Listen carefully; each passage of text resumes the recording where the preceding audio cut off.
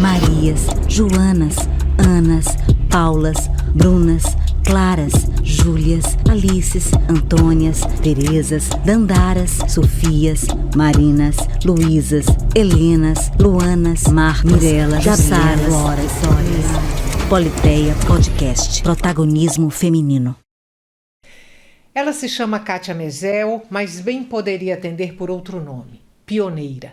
Foi a primeira mulher a dirigir um longa-metragem em Pernambuco, a primeira realizadora a participar de um festival de cinema no Brasil e fundou a primeira produtora do Nordeste dedicada à sétima arte. E tem mais, muito mais. Histórias que você vai conhecer aqui no Politeia, o nosso podcast sobre protagonismo feminino. Kátia, obrigada. Bem-vinda. Estela, obrigada. É sempre um prazer estar conversando com você e, assim, escutar esses elogios é muito bom. Não disse nada fora do roteiro.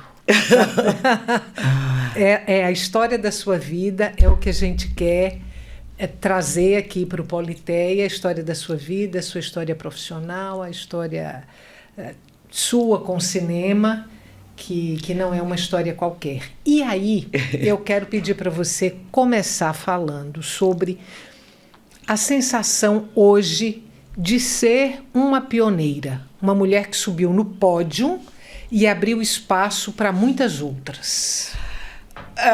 Isso aí é tão contínuo, é fruto de uma vida, de uma vivência, de um trabalho que não dá para ficar no pódio olhando, né? Então, importância para mim realmente ter iniciado a mulher, a visão da mulher no cinema, que eu comecei em 68, com 8 milímetros, depois passei para Super 8, 16, 35 e lá vai todas as plataformas. Hoje você tem centenas, não estou falando de dezenas, estou falando de centenas de produções audiovisuais. Sim. Eu vou pedir para você ou destacar os filmes premiados, ou destacar aqueles pelos quais você tem um apreço diferenciado. Tá. Eu vou terminar de responder a anterior, que qual foi o longa-metragem que me fez ser a primeira mulher de Pernambuco, que é meu único longa-metragem, porque eu sou curta-metragista com todo o amor, orgulho e honra. Então, esse longa-metragem é o Rochedo e a Estrela, sobre o século XVII em Pernambuco, focando a liberdade religiosa que os judeus fugidos da Inquisição conseguiram em Pernambuco com o governo de Maurício de Nassau, o governo holandês. Então, vou passar agora para outra. São mais de 300 documentários. Por quê? As pessoas tiram 0, pensa que é erro, sabe? Geralmente 30. Reduzem para 30. Para 30. Quando mas são 300. São 300. Eu tive um programa na TV Pernambuco, fim de 90, 91, 92, 93. Era um programa semanal, chamado Pernambucanos da Gema. E eu não aparecia. Eu escrevia o argumento, escrevia o que é a apresentação e tudo mais, mas não aparecia. E então eram 3 blocos, era meia hora, e eu fazia 3 blocos. E geralmente focando um aspecto cultural, um artista, um evento, um brincante, um artesão, né? Então eram 3 por semana. Eu fiquei quase 3 anos seguidos. Então, às vezes, quando o assunto era muito arrebatador, fazia 2 blocos, ou fazia 3 blocos com o mesmo assunto, mas era difícil. Então, nessa soma toda, foram mais de... E o danado, e que tudo em uma tique. Então, até o ano passado, eu estava resignada de ter perdido todo esse material. Só que, a conselho de Kleber Mendonça e de William Plotnick, da Cine Limite, eu mandei para o CTAV no Rio de Janeiro, Centro Técnico Audiovisual, com a ajuda da presidência da Fundação Joaquim Nabuco, que bancaram o transporte, porque nós somos parceiros. Todos os meus filmes que estão no meu canal estão replicados no portal da Cinemateca Pernambucana. Né? Então, com isso, eu estou agora esperando ressuscitar, né, essas 200 obras que foram em Ilmatic, que é uma varredura de 3 anos na cultura de Pernambuco, mas do erudito ao mais simples popular. Kátia, quero falar agora sobre transgressão. Como foi exercer sua rebeldia em plena ditadura militar? Como foi transgredir quando o país e a juventude, da qual você fazia parte, estava sob coturnos? Eu acho que é um pouco o meu jeito de ser. Como eu não ficava prestando atenção, vamos dizer, no Super 8, se eu era isso, se eu era aquilo, se era aquilo, respaldada em ser excelente aluna, né? Estudava arquitetura, entrei com 16 anos, 17, e ali eu não ficava me comparando, mas eu ia seguindo meus caminhos, né? Prospectando. E era uma época que não só era os coturnos da ditadura, mas era a exigência também entre a juventude de você ou se engajar, ou você era também compreendida como, sabe, uma pessoa que não queria saber de nada. Né? Tinha essa exigência, vamos dizer, agora, empadinha ou morta, né? Essas coisas assim, essa polaridade que, num certo momento, se manifestou entre a juventude. E eu analisava e eu dizia, não posso, eu não sei fazer isso, eu não sou assim. Ia para as passeatas, claro, as pacíficas, não é? Pela liberdade de expressão e tudo mais, mas morrendo de medo. Eu comprava ingresso para os cinemas, ficava comigo. Se viesse porrada, se viesse alguma coisa, eu corria para os cinemas, né? Mas, de certa forma, ia fazendo. E minha casa sempre foi a casa de meus pais, sempre foi um lugar de acolhimento. Depois começaram os amigos que eram vistos como pessoas à margem da sociedade por serem ou homossexuais, ou pretos, ou escandalosos, ou as meninas, sabe, usar shortinho, essas coisas besta. E aí ia todo mundo lá para casa. E isso era normal, era uma coisa normal. Porque, em contraponto, ia dizer o quê? Eu estudava, tirava as notas boas, farrava, né? A gente bebia muito nesse tempo, né? E sou eu e depois 2 irmãos. Então a gente saía para as festas e ia ver pega na cidade universitária, nessas coisas. E, de certa forma, isso ia tornando-me uma pessoa diferente daquele modelo. Fui criada para casar direitinho, sabe? Tava o Grinaldo. E aí, o meu primeiro namorado foi aliança de compromisso e tudo.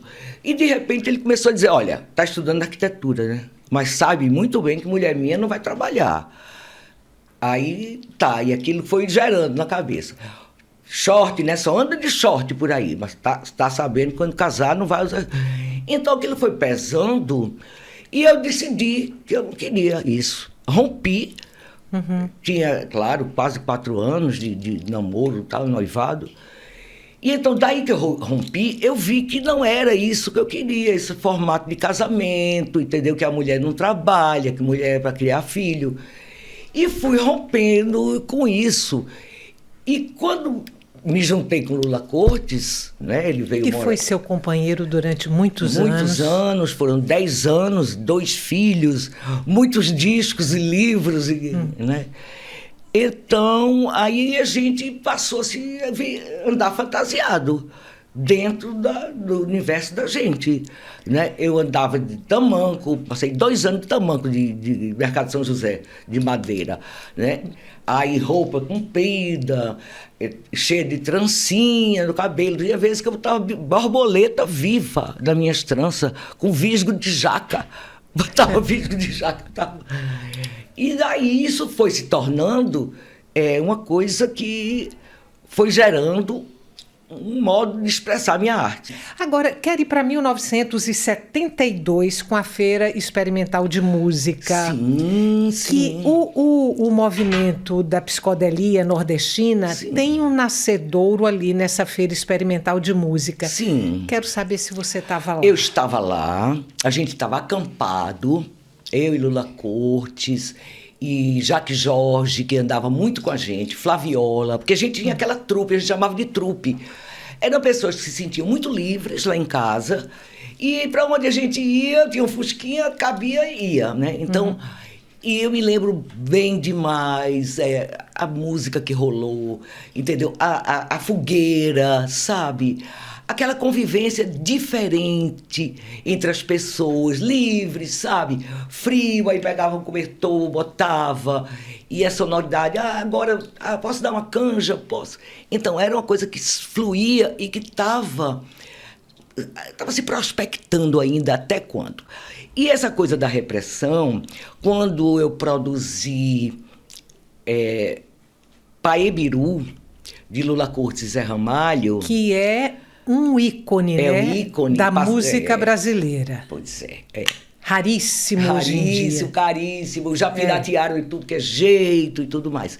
Então, tinha poucas letras, mas eu tinha que ir na Polícia Federal, na Censura Federal, liberar essas letras, né? Sátiva não tinha letra, era só instrumental. As de Marconi Notaro também, que foi no Sub-Reino dos Metazoários. Também foi a gente que produziu, e aí eu também ia lá, porque eu dizia assim, minha gente, se vocês forem, vocês ficam, deixa eu ir, que eu sou um pouco mais palatável, mas eu ia do jeito que eu andava mesmo, entendeu? Praticamente fantasiada, né? Sabe, eu sou profissional, faço meu trabalho, ganho meu dinheiro, e o meu visual não interfere, isso era dentro do meu juízo, né? E agia dessa forma. Né? E aí eu ia na Polícia Federal, aí eles diziam, isso aqui, eu digo, mas isso aí vocês estão entendendo de um jeito, isso é uma metáfora, na realidade está dizendo isso, né? E não tive dificuldade, né? Nenhuma delas foi censurada de sair. Vou te pedir duas coisas para a gente encerrar o Politeia. Uma, para você escolher um filme que não seja seu, que seja um filme da sua vida. Filme, meu Deus do céu, filme é tão difícil porque eu gosto muito de cinema. Eu gosto muito da Nouvelle Vague, eu gosto muito do cinema italiano, eu gosto muito do cinema brasileiro, eu gosto muito de imagem em movimento. Aí eu vou pedir licença para não dizer e deixar as pessoas imaginarem, porque cada um tem a sua escolha e é fundamental, é isso, é ver o cinema. Muito obrigada. Eu que agradeço. Você vai, mas volta e a gente está aqui te esperando. Minha muito querida, obrigada. Eu só tenho a agradecer, porque é sempre bom a gente poder falar um pouco da opinião, dizer as coisas, sabe? E desencanar as pessoas, cada um é diferente do outro, sabe? Ocupar seus espaços, ousar, ser feliz, sabe? E não se detém em futricas que não podem ser resolvidas, sabe? E seguir o rumo com alegria. O Politeia volta na próxima semana. Até lá. Que nada nos defina, que nada nos sujeite, que a liberdade seja nossa própria substância, já que viver é ser livre. Simone de Beauvoir. Equipe técnica deste episódio. Apresentação e pesquisa, Estela Mari Saldanha. Idealização, direção e edição, Fernando Lobo. Coordenação de produção, Marcelo Rios. Assessoria de imprensa, assistente de pesquisa e produção executiva, Patrícia Braga. Câmeras, João Paulo Mageiro e Vitor Santana. Designer gráfico, Alice Lobo. Designer de animação, Ailton Nativo. Make-up, Tasha. Administrativo, Cláudia Pedroso, Alice dos Santos e Eliane Ribeiro. Voz da abertura e créditos finais, Cira Ramos. O Politeia Podcast é gravado nos estúdios da Videotape, Recife, Pernambuco.